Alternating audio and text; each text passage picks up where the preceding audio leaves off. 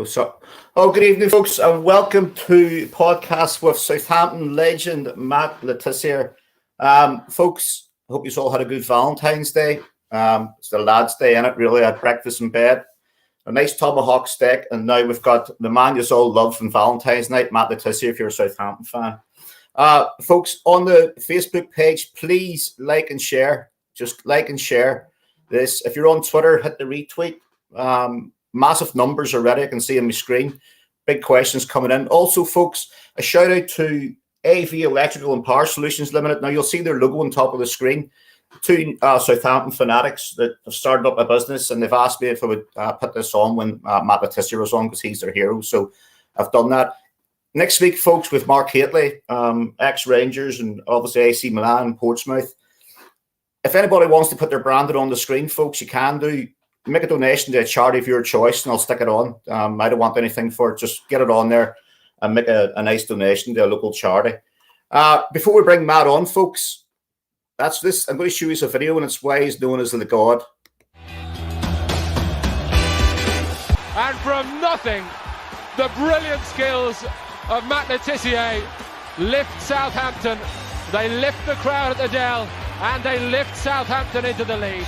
You won't see better in any continental country, nor in Brazil. And we don't believe it.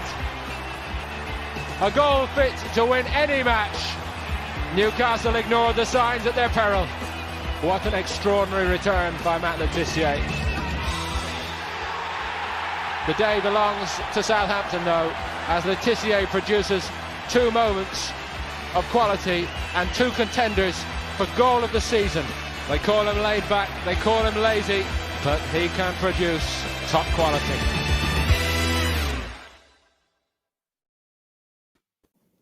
Good evening, Matt. Good evening, mate. Yeah, they called you lazy, Matt, in that video. Surely you were never lazy. It depends what your definition of lazy is. Matt, them two goals, obviously, you know the goals well, obviously. Are they two of your favourites? Yeah, they're right up there. That was an amazing match for me. So it was a big turning point in my career, as it turned out. You might have mentioned on the commentary there, I'd been left out for 5 games, and that was my comeback game.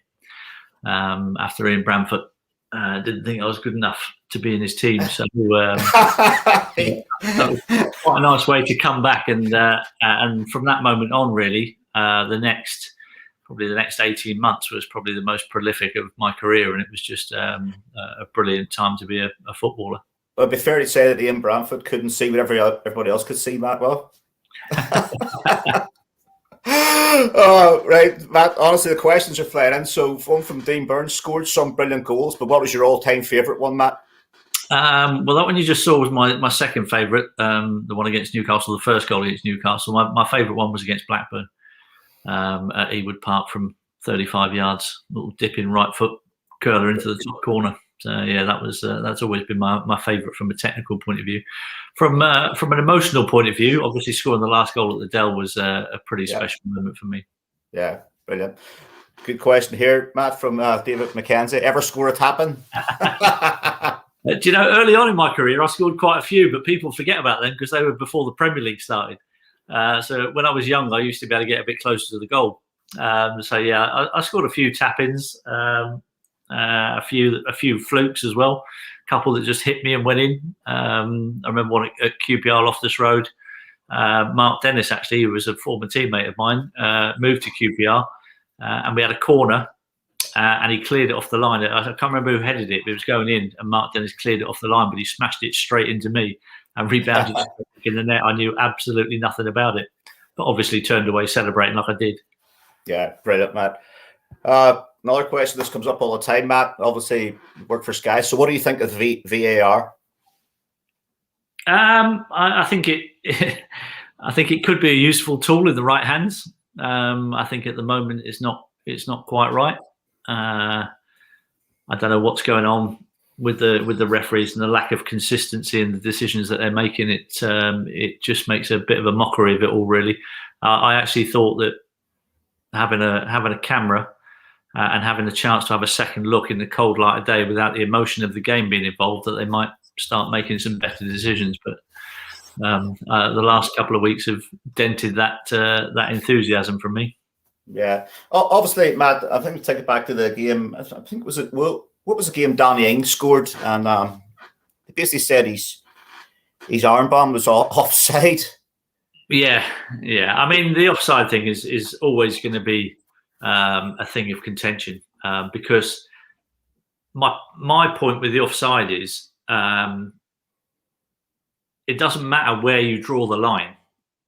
There's always going to be controversy because there's always going to be goals that are a couple of millimeters offside or a couple of millimeters onside, and there's always going to be that debate when it comes down to it.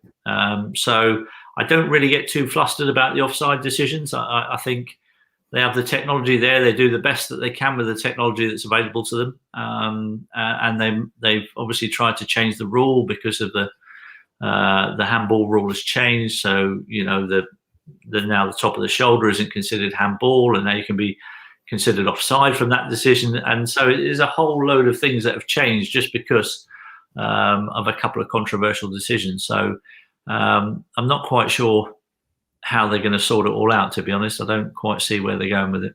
Yeah, per result today for Southampton, Matt. Obviously, you watched the game. I didn't see the game at all. So no, again, I mean, it was a very good first half. And although Wolves had started the second half quite brightly, they were certainly given a helping hand by the referee awarding a penalty for a ball that gets smashed at a defender from 3 yards out. Yeah. And then a few minutes later, a ball from 50 yards, which travels at half the speed, hits the defender on the arm, and that isn't considered a penalty. And you just wonder where the consistency is and what these people are looking at, what the pictures they're looking at. Because any right-minded person would tell you, for me, both those decisions were the wrong way round for a start. And if you're going to give one, if you are going to give that first one, how you can look at the second one and say no to that just begs belief. And that doesn't say incompetence to me. That's beyond incompetence. That's in the realms of cheating. Yeah, okay. Matt, obviously there's a Rangers audience watching as well. They want to know, Ronnie Turner, what do you think of Gerrard's time at Rangers so far, Matt? Yeah, I've been really pleased for him. I think it was a brave decision for him to go up there. It's his first job in management, a massive club, and it's a bit of a gamble, knowing that he had to try and take on the might of the other half of Glasgow, and it's taken him a little bit of time, but he's got there. And obviously, denying the 10 in a row is going to be his last. It can't come quick enough, Matt. It will come. It will come. Obviously, that leads to say, Matt, next week we've got another ex-Rangers, ex-England, Mark Hateley on here. Obviously, you and Mark Hateley should have had a lot more caps for England. Now, that's always going to come up. Mark was an awesome centre forward, yeah. I mean, he was pretty fearsome in his day.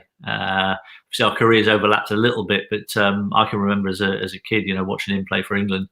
And just, I remember thinking to myself, I do not want to be a centre back playing against him. But Matt, the England caps. Why did you not get as many caps? Because we all know Matt Le Tissier should have a hell of a lot more caps for England.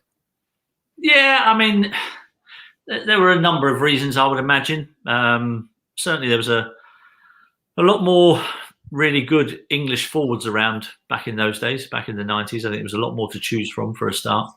Gazza was probably one of the reasons why I didn't, how special a player he was. Staying at Southampton, probably another reason why. And perhaps, turning Terry Venables down when he was Spurs manager and turning Glenn Hoddle down when he was Chelsea manager. Both of them went on to become future England managers. So that might not have done me any favours either. Yeah. Okay, well, Matt, Jason Dodd was on. Doddsy on about 3 weeks ago, and he has tipped Southampton to win the FA Cup this year. Would you go as far as saying that? After we've just lost 6 league games in a row, I mean, that's quite a bold prediction. I think we've got an incredible chance to get to the semi-final, and I think we will. We've got a good draw in the quarters, but there's some very good teams left in the competition. So I think we've still got our work cut out to try and win the FA Cup. But that's not to say that we're not capable of doing it. You know, we've beaten Liverpool. You know, we beat Man City when we came back from lockdown last summer. So we have the ability in the squad to beat the biggest and the best teams. It's just whether we can do that on any given day. Yeah. I know chat about Dodsey there. Matt, who's the best golfer, you or Dodsey? Oh, my God, it's not even close. Is it not, though? No. Is he that bad? Dodsey's handicap, I think, I can't remember if he was like around the 10 mark. Oh, what are you off scratch? 9 or 10. I'm off 1 at the moment. Wow.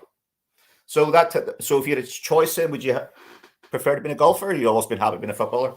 No, not a chance. Football was my first love, and I would not have replaced the 17 years I had as a professional footballer with 17 years as a golfer. I think the golfing world is a lot more insular, a lot more lonely, and contrary to popular opinion, I actually enjoyed being part of a team. Yeah, okay. Question from Chris Fuga. Do you ever regret only playing for one team, Matt? No, I've got no regrets about the choices I made. You know, I mentioned I had those chances to move. And, you know, if I had my time again, I don't think I'd make a different decision, to be honest. I enjoyed my time at Southampton so much. You know, we managed to play my entire career in the top flight. When on a lot of occasions the odds were against that, given the budget that we had at our club, the amount of fans that we could get in the stadium. And so, yeah, I was proud of the fact that, you know, we never got relegated as a footballer. Yeah. Okay, one from John Crouch. Matt, how do you think Saints can turn around their league form? Currently, one decision goes against us, and then we seem to collapse. Yeah, I mean that's very much a sign of a team with very fragile confidence. You know, when you are losing matches, your confidence does go, and it's one of those things. You do take the lead in a game. You know, you're almost scared to try and go and get a second and a third goal. And certainly when you let one in, you could see the confidence drain from the team pretty quickly after that. And that's not something that's really easy to fix. You only fix that by winning games and digging in and trying to still be positive and still try and be on the front foot, even if you're ahead in a game. I mean, our record of giving away points over the last couple of years has been nothing short of shocking, really. Yeah. Matt, obviously Ralph has suffered 2 9-0 defeats. Would any other manager survive that? I don't think there'd be many. No, there wouldn't be many. There's not many clubs that would allow that situation. Certainly, probably no other club that would allow a 9-0 and then 6 games on the spin losing. But there have been some slightly mitigating circumstances. That's not making an excuse for some of it, because some of it just hasn't been good enough. But obviously we haven't got the squad depth that a lot of other clubs have got. And we've always kind of struggled when we're missing our biggest and best players. And we had another injury today to Kyle Walker-Peters, which is going to be a huge blow if he's out for any length of time, because, you know, we missed him badly when he wasn't in the team. Yeah. And obviously there's a lot of talk at the minute, obviously, with Danny Ings. Do you think Danny Ings will sign the contract, or? I certainly hope so. But I mean, the more games we lose, I guess, and the less likely a chance there is of that happening. You know, it's not a great situation to be in. You know, he's much more likely to stay at the club if we're winning football matches and the mood is good around the camp. Yeah. So I think the form needs to turn around pretty quick to convince Danny that this is the place for him. Yeah. Question from Gary Martin. Hi, Matt. I hope you're well. What was your penalty record, and is it true you didn't miss any? No, that's not true. I did miss one professionally anyway. I missed plenty of others in my career, but of the 48 I took in competitive matches for the Southampton first team, I missed one. It was saved by Mark Crosley. So yeah, I missed penalties in pre-season games. I missed one in my first ever game in Southampton's youth team. I missed one in the big Guernsey and Jersey under 15 game back in the day. So I've missed penalties before. Yeah, you have missed them. Okay, folks, if you're watching on the Facebook page, please like and share. If you're on Twitter, retweet. And we're also streaming live to our friends at Saints World tonight, so shout out to them. Question from Martin Sutton. I know Martin because I work with him. Matt, did you prefer playing at the Dell or St Mary's? Yeah, it's a bit of an unfair question, really, because I think 99.9% of the games that I played for Southampton were at the Dell. I only made a couple of appearances at St Mary's, so it was no contest for me. I loved the Dell. The atmosphere was unique, and so for me, that's a no-brainer, that question. Okay, right. Question from Ronnie Turner. It says, Matt, who's the best keeper you've been up against? I would have to say Neville Southall back in the day for me was the best keeper. I found it really difficult to score past him. I did eventually get there, but I think he was one of the best keepers I played against without a shadow of a doubt. I think Peter Schmeichel probably was just behind him, and David Seaman. But I think for me, Neville Southall was number one. Yeah. Okay. And question from Daniel Harrison. Matt, who's the best player you think you've played against? I would say that would be a toss-up between Thierry Henry and we played a pre-season friendly against Juventus back in the early 90s, and I played against Roberto Baggio. And that was a pretty cool experience, to be honest. I spent most of the game just stood on the halfway line clapping what he was doing. Yeah, because Doddsy told the same story about that with Baggio. He was awesome. Yeah, he was an awesome footballer and big favourite of mine down the years. So yeah, it would be him or Thierry. Yeah. Question from Stuart Cunningham. I know it's obviously a Rangers fan. Did you play with Terry Hurlock? So give us your memories. I certainly did play with Terry Hurlock, and was pleasantly surprised, if I'm honest, at the fact that he wasn't just a tough competitive midfielder. I was pleasantly surprised at the amount of ability that he actually had, and what an absolute diamond of a bloke as well. Couldn't do enough for you. Really, a completely different bloke off the pitch to what he was on it.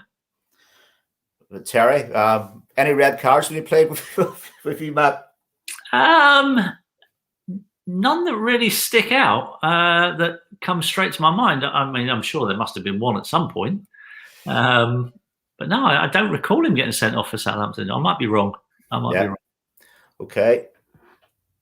Question, evening, Gary and Sir Matt. Do you think you'll be as prolific if you had your time now?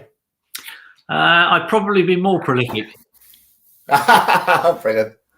And I say that because the game's changed, and it's now almost become a non-contact sport, and it's a lot easier, I think, in this day and age for forwards, because the defenders don't have the free rein to perhaps tackle the way that they used to in the past.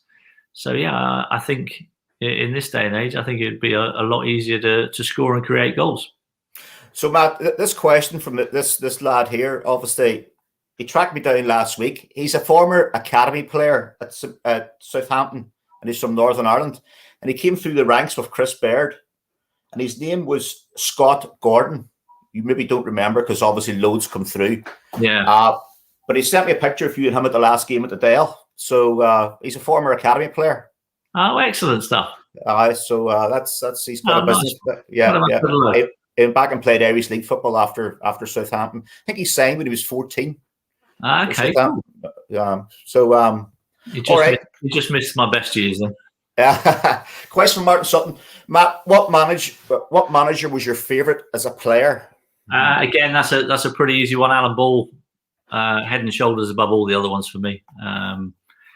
Just got the best out of me in a way that none of the other managers even really came close. I guess Chris Nicholl was probably the closest, but Bally kind of built the team around me. Realised what I was good at and played to my strengths.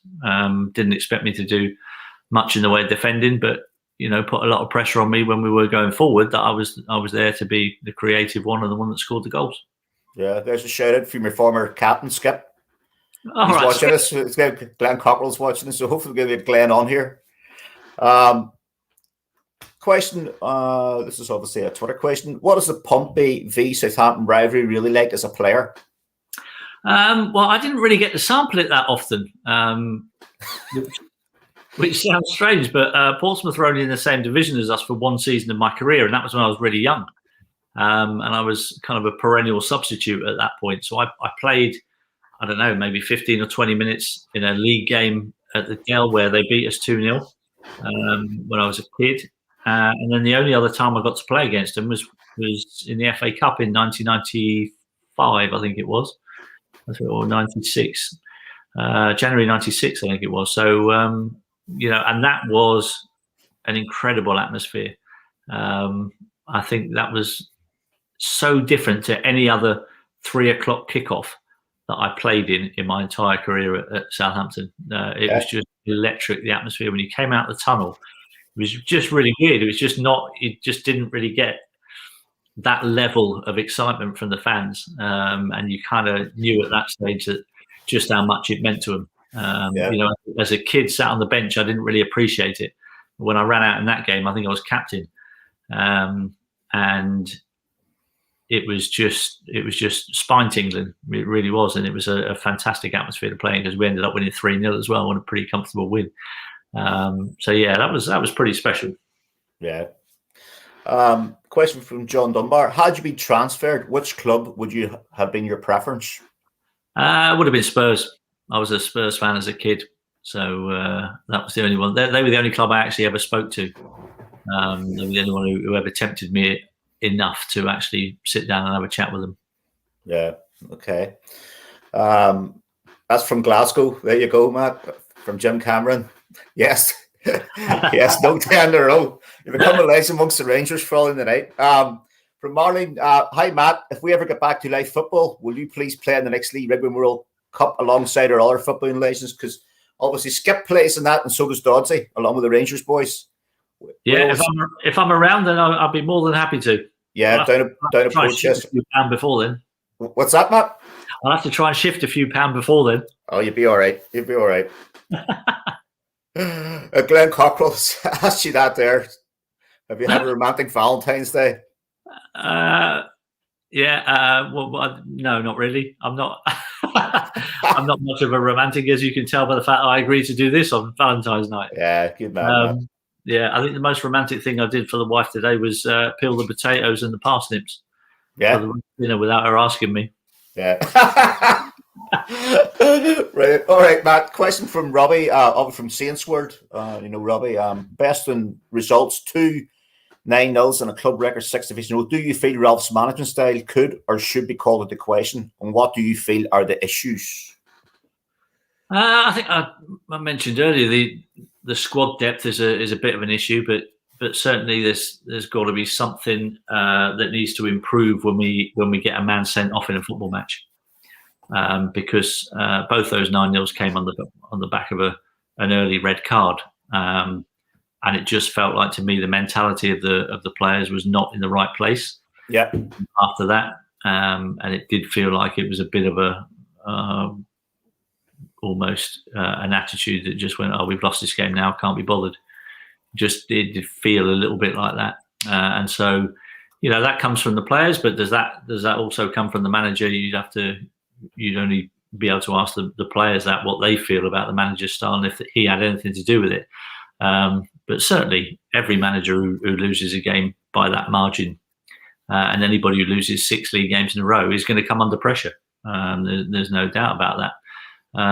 But Southampton are under this regime are a club that have stood by him. And to be fair, after the first 9-0, when he was under a lot of pressure, we lost 2 or 3 games after that as well. Just over a year later, we were sat on top of the Premier League. Yeah. But people have got very short memories in football.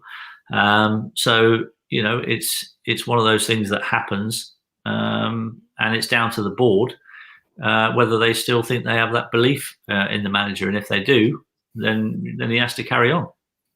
Yeah. Okay. A question from Andy Finlay in Glasgow. How are you doing, guys? Matt, who was the best centre half you played against, and you had a tough game when you were up against him? I think there were a few that were very good. The Arsenal boys, Tony Adams and Martin Keown, were always difficult to play against. Pallister and Bruce at Man United were difficult. But for me, the one that I found the most difficult to play against was Des Walker. The Forest fans used to sing "You'll Never Beat Des Walker," and there was a reason for that because he was very good. Read the game well, and he was absolutely lightning, and he was very difficult to get the better of. So yeah, I always think that Des Walker was the one for me. And Anders also says to let you know you're now missed on Sky Soccer Saturday. Thank you very much. You're missed, aren't you, Matt? Very badly missed, the three of you. I mean, I've got to be honest. I haven't watched much of it since I left. I do occasionally work still on Saturday afternoon, so I've been doing some work for a couple of other TV companies who broadcast abroad, the Premier League and the Bundesliga. So yeah, it's not something that I would necessarily watch because most of the time now we've got 3 o'clock games being live screened, so it's not a show that I watch at all these days. So when you left Sky, Matt, did it come as a shock out of the blue to you? As in, you know, did it come as not really? Was there? I think it was brewing. It was just a situation. I think the surprise of it was the timing of it.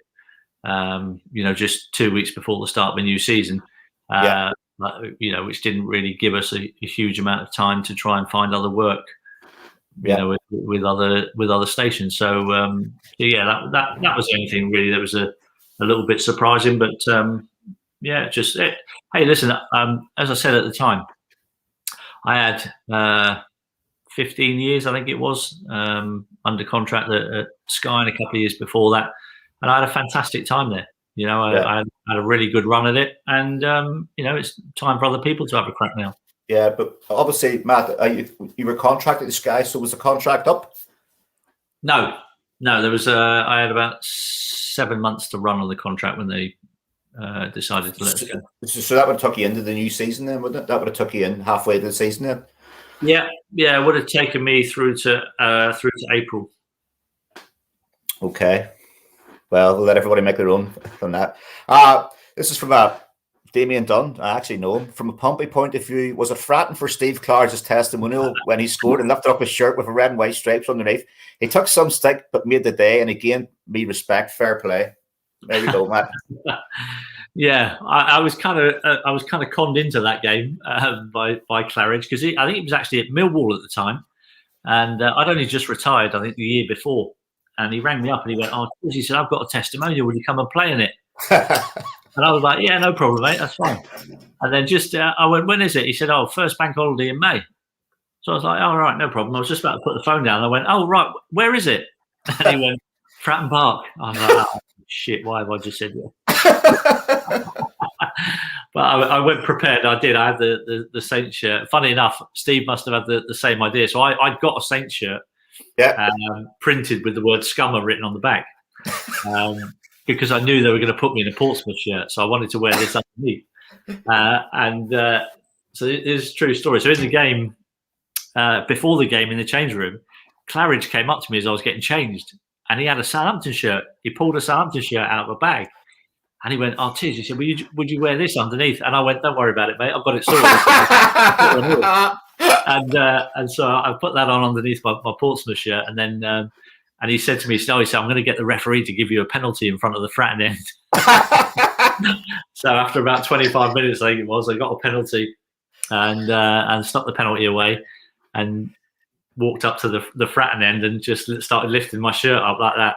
And as I took the shirt off, all the boos were ringing out at me, and I just turned around and just went like that. And the ones that could read,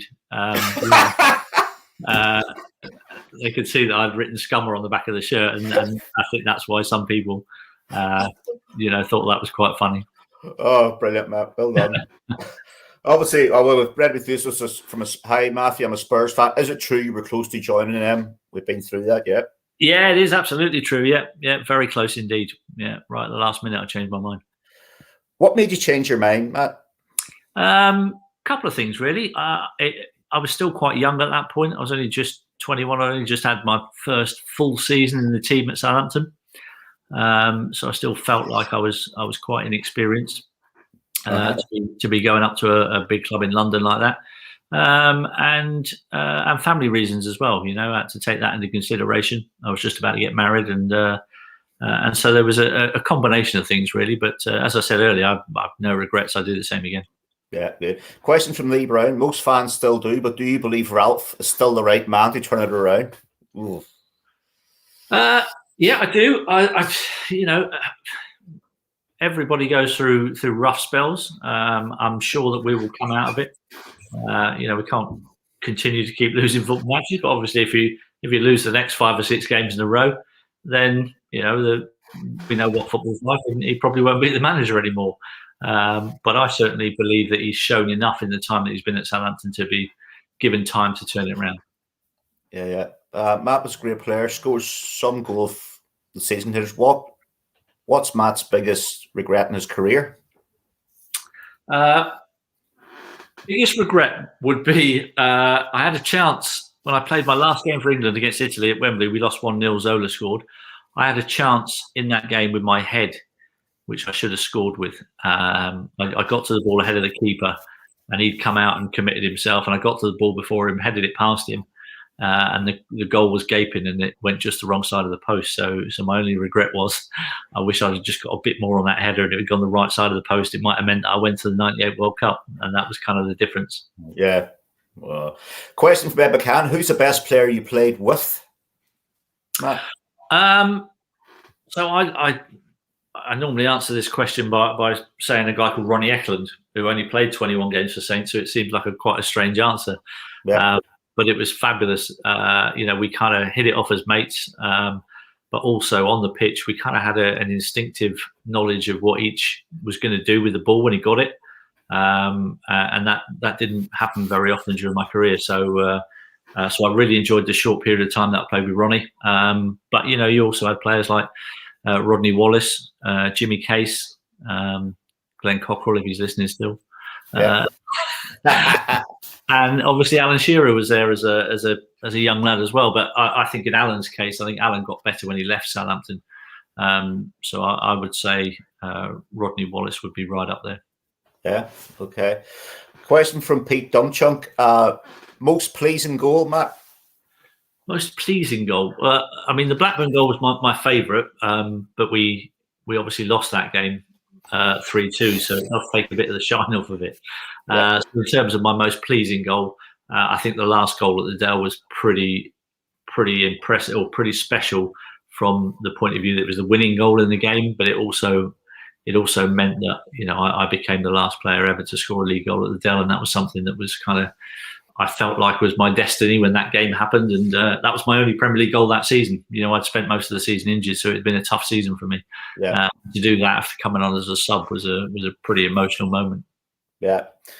Question from Andy Finley. Obviously, how good were them games against Man United, and were you living it up down Southampton for the rest of the week afterwards? Obviously, them games, Matt, they changed their shirts and all sorts of excuses. Yeah, the 3-1. When they changed their shirts at half-time, 3-0 down, that was 90. When was that? 96, I think it was. April 96. Then I think the season after that, or just a few months later, we beat them 6-3. But I didn't really. I was still married at that point, so I didn't really live it up much. I had 2 young kids at home at that stage, so I was back home changing nappies and stuff. Brilliant, man. Right. Question from Robert German. I know, Rob. During your time at Saints, if you could have chosen any player from World Football Hall of Fame, past or present, who would it be? Oh, what to play? Obviously, it's to play with Matt Baggio. As much as I don't particularly like him very much as a human being, but as a footballer, Glenn Hoddle would be my choice. I would love to have played alongside Glenn for a season or two. That would have been pretty cool. Right. Okay. Is that obviously there's a fallout there? Obviously we know, but yeah. We kind of didn't really. Would you not speak? You don't speak then, no? No. If we're at the same function, or if we're at the same golf day, then of course we'll say hello to each other now. But there were quite a few years where it was a bit frosty. But it was just one of those things. I think it was just a clash of personalities, let's say. Yeah, okay. I think I've been stitched up with this question. So, Mark McCallum, it's a loaded question. If Matt had a chance to play in Scotland, who would you sign for? Celtic, Spit, or Rangers? St Mirren. Good. All right, fair enough. Question from James E. Robertson. Who's the most famous or favourite shirt from opposition teams you've swapped shirts with? I would say that probably would have to be in that friendly against Juventus back in the day, in the early 90s. One of their players actually came up to me in the warm-up. Now, bear in mind, I was only a kid at this point. I was probably 21, 22 years of age. And one of their world-renowned stars who hosted a TV program on Italian television which showed all the best goals from English football, all the games. So it was like their equivalent of Match of the Day, showing the games in the First Division back in the day. And he actually came up to me while we were warming up and asked me to change shirts with him at the end of the game. And that was Gianluca Vialli. Wow, Vialli. And what was funny at the end is so at the end of the game, we're going down the tunnel, and so he taps him on the shoulder and he's gone, "Yeah, we changed the shirt." And so we changed shirts, and then he looked at my shorts and my socks as well. He did a whole lot here, and he's oh, okay.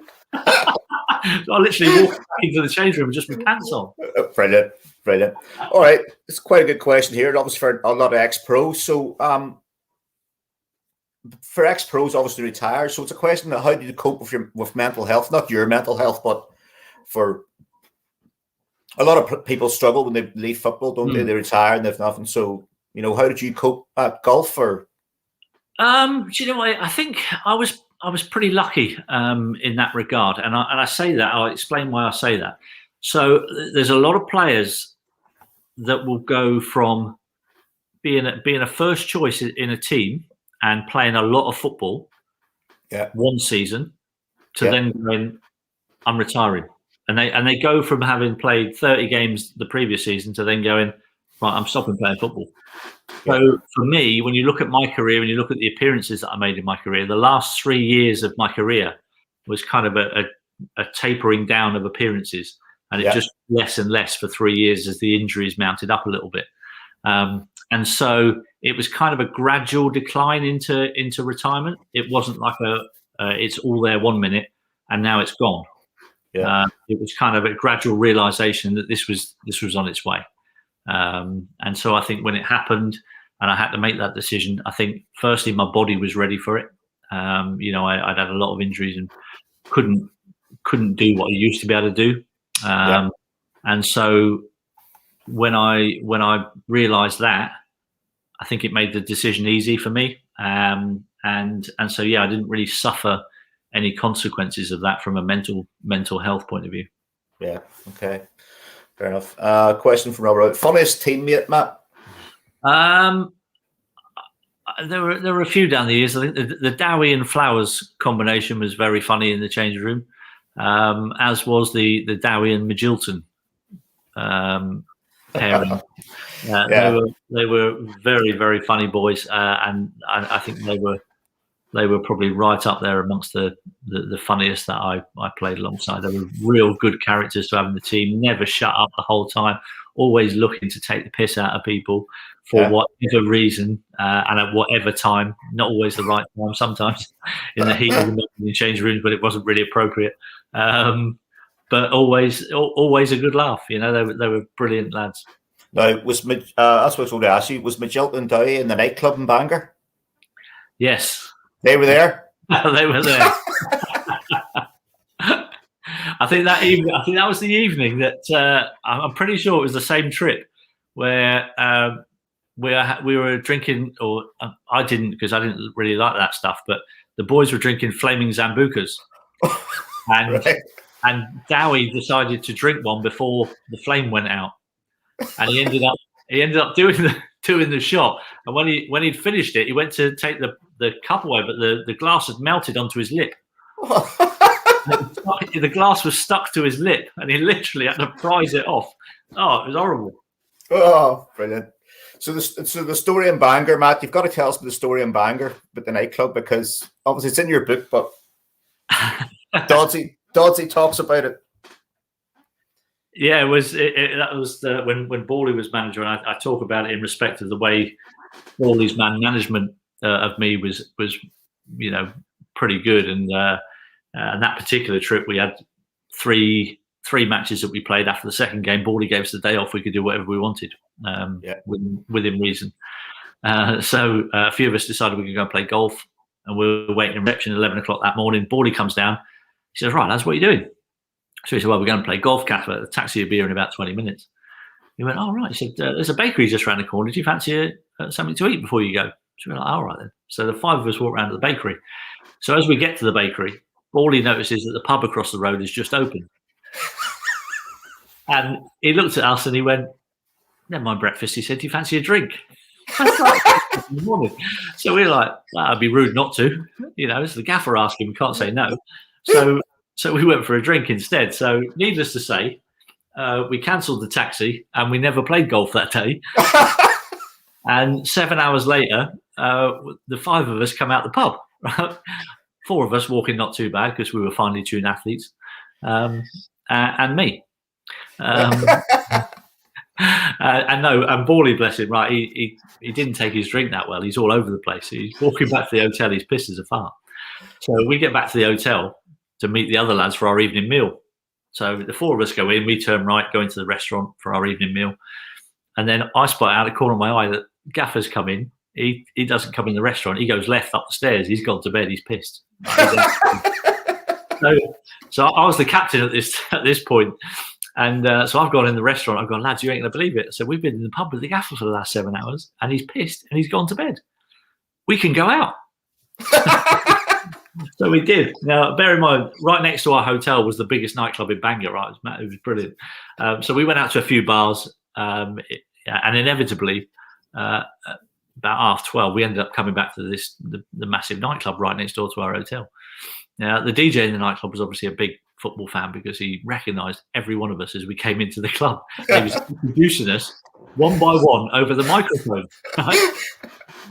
So we're in the microphone. Now, what we didn't realise at this point in the evening is that Bawley's bedroom backed immediately onto the nightclub. We could hear every word the DJ had been saying. So when we start rolling in at 2 o'clock in the morning, Bawley is stood in reception waiting for us. So I rolled in about 2:20, and I was greeted by one of the funniest sights I think I ever saw in my entire career. It was our gaffer at 5'4" giving the biggest bollocking to our goalkeeper at the time, Dave Besant, 6'4". And he's giving it all that, and he must have spotted me under Bez's armpit or something, right? Because he sent all the other lads off the bed, and he's gone, "Right, you." He said, "I want to word with you upstairs now." Well, I cannot tell you how quickly you sober up in situations like that. All sorts of things were going through my mind. The captaincy get taken off me, 2-week fine. Mrs. thought I was in bed like 4 hours ago. All that. And so he takes me upstairs to the first floor of this hotel, sits me on that sofa that you get next to the lift in these hotels, sits me on that sofa, comes sit next to me. He went, "Look," he said, "I've had to give a massive bollocking to Jim McGilton, Ian Dowie, Dave Besant." He said, "They're my senior professionals and they're setting a bad example to the young kids in my team." He said, "And you are the captain." He went, "But the way you're playing," he said, "you can do whatever you want and get yourself to bed." Brilliant bit of man management that was. And I got 30 goals that season, so he was right, wasn't it? There you go. Well done, Matt. Right. This is a question that comes up all the time, Matt. Obviously, Matt, on Rangers and Celtic, if the old firm got the money that's been dished out to the Premier League, do you think at some point the old firm could challenge the likes of Liverpool and Man City? I don't think there's any reason to think why they couldn't do. If the finances are in place, certainly the structures around the two clubs, in terms of the size of the fan base and all the facilities we've got up there, there's no reason why those two with the right finance in place couldn't challenge it at some point in the future. That's if it ever gets the okay. Yeah. Question on Twitter. Saw the other day you were falling out of love with the game due to VAR. Has today changed your view? It's reinforced that view. Brilliant. I'm going to bring this up because I know I worked with this guy a long time ago in Germany, Roberto from Spain. So from Spain, do you have a favourite team in Spain, Matt? I do indeed, yes. Athletic Bilbao is the team that I follow in Spain. They very kindly a few years ago decided to start an award called the One Club Man Award, of which they made me the first ever recipient. And took me over there, treated me like a king, and had a lovely round of applause on the pitch at halftime at the San Mamés when they showed a few of my goals and gave out the award. And I've been joined by some pretty decent players in the years after that have joined me in that One Club Man Award. So yeah, I've taken them on as my Spanish team. Yeah, good. Okay, question from Julie Brown. As a Geordie Saint, Matty's goals against Newcastle were extra special. Did he try extra hard to score up here, or was it just look? The Magpie fans hate him so much they had a party when he retired? No, not really. I think it was, to be honest, it was Newcastle's own fault. I mean, they just didn't bother marking me. They were so preoccupied with going forward and scoring goals that they didn't really care about marking people at the back. So that was manna from heaven for me. So yeah, I think 1, 2, 3, 4, 5, 6, 7. I think I scored 8 goals against Newcastle in my career. I think it was 4 at home, 4 away. So it wasn't bad, but I scored more goals against other clubs, which probably don't get quite as much publicity. So I think Nottingham Forest, Aston Villa, and Spurs are the 3 clubs that I got into double figures against in my career. Wow. Okay, question from Shelley Bowles again. What one thing would you change in football? The standard of the referees. That's fair enough. I think there's a lot of improvement still that could be had there, and I don't think the referees take enough on board from players and former players to try to improve them. To be honest, if a referee really wanted to improve himself, he wouldn't just take advice from other referees. He'd actually speak to former players about what goes on in games that they miss, and the obvious things that happen where players know that they can con the referee and get themselves a free kick. I think if they were to do that, I think they would make the spectacle a lot better, and it would make them better referees. Yeah. Okay. Question from Martin Sutton. Matt, would you like to go into management in the future? No chance. No, thank you. It's a thankless job. Okay. There's loads of questions. Did you ever sledge an opponent during a game? If so, what was your best one? No, I didn't. And I deliberately didn't, because I didn't like to make people angry, because I didn't want to get kicked. It's as simple as that. I wanted to play football against somebody. I didn't need to be winding them up to the point where they want to kick the shit out of me. That wasn't really my game. So I steered clear out of making people angry. Well, there you are, Matt. There is a sent off. We were chatting. I remember an evening game at the Dale when Terry Hurlock got sent off. Him and Stumper Ruddock, proper old school footballers. Oh, okay. I mean, it doesn't surprise me that he would have done it. Just the game just didn't spring to mind. I'm not really a great one for remembering too many of the sendings offs, although fewer Franny Benali's spring to mind. But yeah, I still can't picture what game that would have been in. Yeah, I knew this question was going to come up here, Matt. The Rangers fan. Stephen Davis is 124 Northern Ireland caps and still playing incredible stuff. He's actually his man of the match history up in Rangers. Also felt he was underrated in England. Do you agree? Absolutely, I agree. I think it did an incredible job for Southampton in the years that were there, and I think he was one of those players who was so quietly effective that you only really noticed him when he wasn't in the team. You kind of thought, hang on, we're missing something today, and that's something with Steve, because his touch was really good. He was an intelligent player. He could see a pass. He would sneak goals, and he really was a player that I admired greatly at Southampton. Yeah. Do you think Southampton let him go just that wee bit too early? I think they might have done. I do. I really do. I could have utilised his experience a little bit more than they did. Yeah. Okay. Question from Duncan Cameron. What's it like working with Paul Merson? That was fun. Interesting. Because you never knew what was coming out of his mouth next. It was a real unpredictability about what he was going to say next, how he was going to pronounce a name. And I spent many an afternoon actually. If you'd have seen off camera, I was writing things down, writing people's names down for him to be able to pronounce, and I'd have to write it down phonetically so that he could just look at it and read it out and sound like the name that he was trying to say.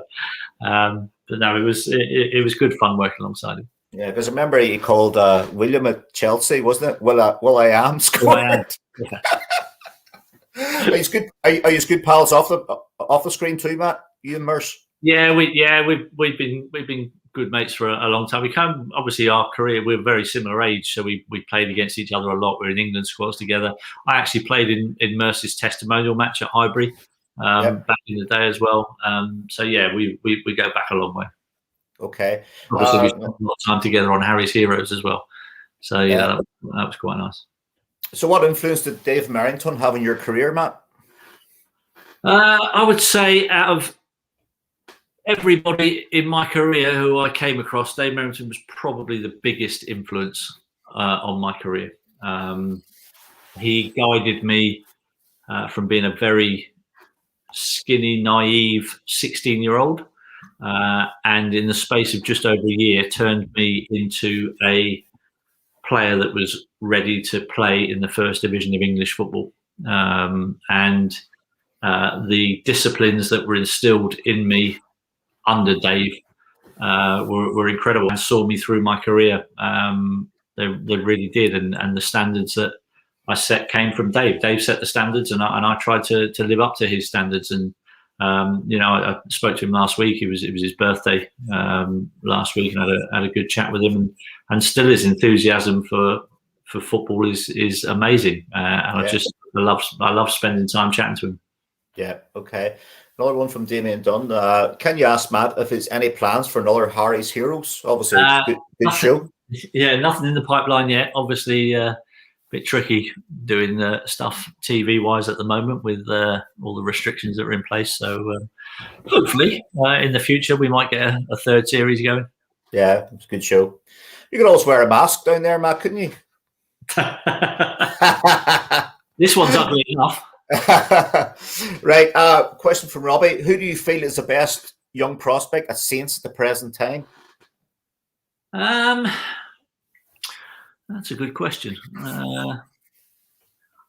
From what I've seen, I mean, there's probably Ndulu has probably shown a little bit of potential there at the moment. I think a couple of the other young lads that have had a bit of a shot at the moment haven't really kind of done anything that kind of made me stand up and take notice just yet. But that's not to say that they won't. They're still very young. So we've had quite a few years of producing some very good young players, and hopefully that will continue. But at the moment, I think there's work to be done with the youngsters. Yeah.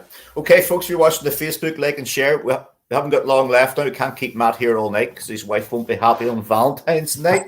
So we'll kick a couple more questions, folks, but like and share the page. Matt, question from Jimmy Grant. Matt, do you think the club need to be taken over so Ralph could be back with a decent amount of money rather than having hands tied behind his back at the moment?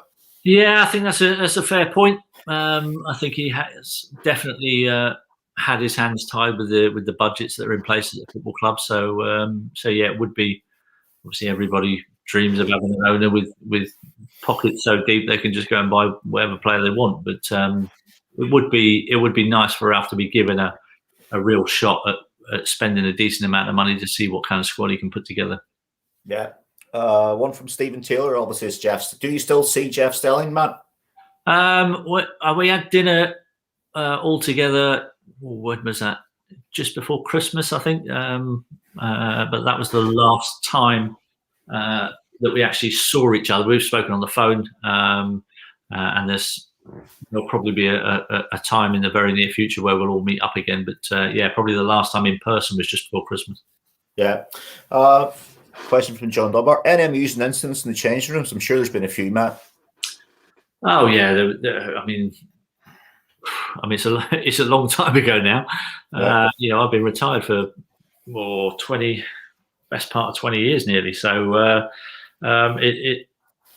I think some of the funniest stuff is kind of just little things that happen which are funny at the time, and when you try and tell them in the story, they don't have the same context, and it kind of loses a little bit. But Tim Flowers was always quite funny in the change room. I remember Chris Nichol after Tim had let in a couple of goals against QPR from distance, and I remember Chris looking at him and asking him if he'd ever had his eyes checked. Because he let these 2 goals in from distance, couldn't see him, and Tim just turned around and went, "No, they've always been blue." I thought Chris Nichol was going to punch him. But that's something I always say, Matt. Obviously, stories that ex-pros come out, yourself and all these stories, and we've had loads of ex-pros on here tell us all these stories. Going down the line in the future, we're not going to have that, because these kids now are all just...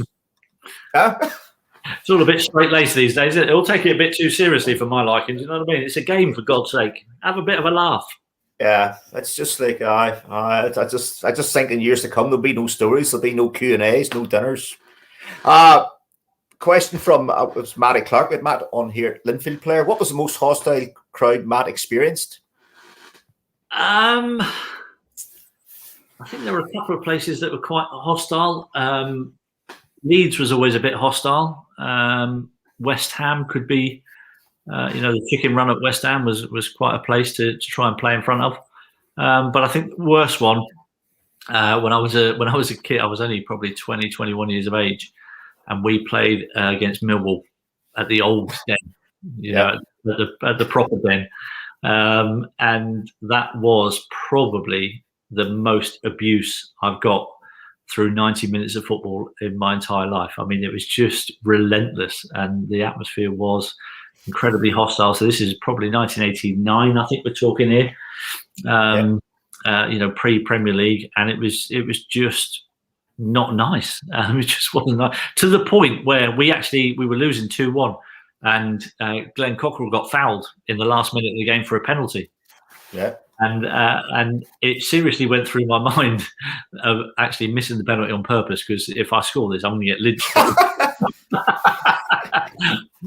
But I came to my senses and I did stick it away, and we do draw the game 2-2. I'm sure Glenn will remember it. So during the game you scored, did you score the penalty, Matt? Yeah. And the abuse got worse? It wasn't great. Right, I'll throw this question up here, Matt. Straight to the point. Ed McCann, what was the reason Sky Sports dropped the 3 of you from the show? Well, the reason we were given is they wanted to freshen things up and go in a different direction. That was literally the words that we were told. So as I said before, the timing of it was a bit odd. But that's life. Enjoyed the run while it was there, and good luck to the lads who are having a go at it now. Fair enough, Matt. Okay. Question from Daniel Harrison. What do you think of Mike Dean's red card award to Souk the other week that was overturned? I thought it was ridiculous. Just another incident in the long career of Mike Dean where he saw an opportunity to become the talking point and he took it. And I thought it was rightly overturned, in my opinion. It was something of nothing. I mean, I wasn't really enamored with Mitrovic's reaction to, getting a slight touch on the face, given he's meant to be this hard centre forward. So I don't think he helped the situation at all. Even though afterwards you could see him trying to tell the ref, it wasn't that. Well, don't go down in the first place. Do you know what I mean? It's just ridiculous. I'm not Mike Dean's biggest fan. Yeah, okay. I don't know if you've done this already. Who was the hardest defender you came up against? Were there any great duels you especially remember? My second ever game for Southampton as a very skinny 17-year-old.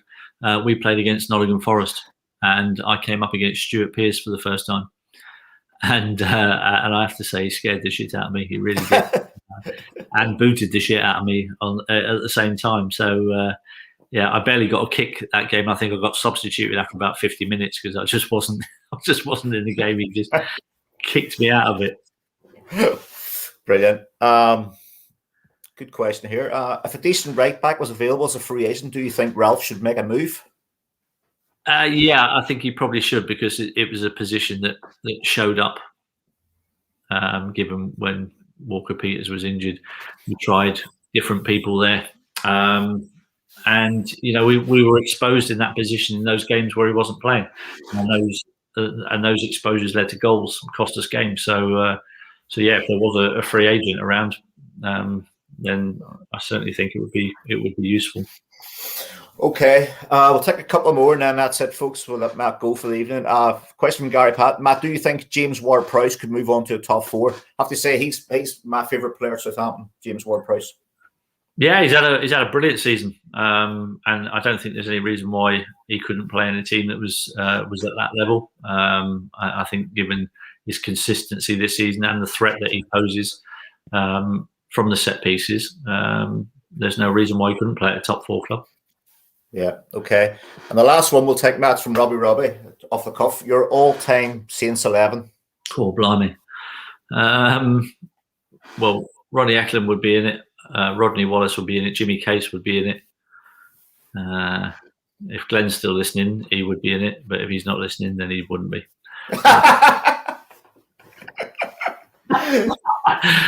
Tim Flowers in goal, I think, would be up there. Well, I tell you what, there was a few good goalies I played with at Southampton. When you think about it, Tim Flowers and Bruce Grobbelaar. Anthony Emi. You played with Anthony Emi? I'm not sure if I played in the same team as Antti. I can't quite remember. It was kind of, I'm not sure if we overlapped just a little bit.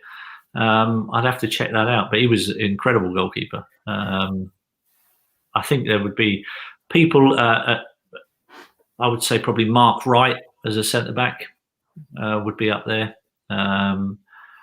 So yeah, there were some very good players. Obviously, Alan Shearer was probably in that team as a best 11. It's an interesting one. I think there was probably, for the older people listening to this, I played alongside for one season. We had, I think it was just one season, we had Derek Statham, left back, who was a brilliant footballer. Sadly, he had injury problems, but what a player! As comfortable a left back as I've ever seen. He'd probably duel with Mark Dennis for that spot. So yeah, I mean, there was plenty of decent players down the years I played alongside. Yeah.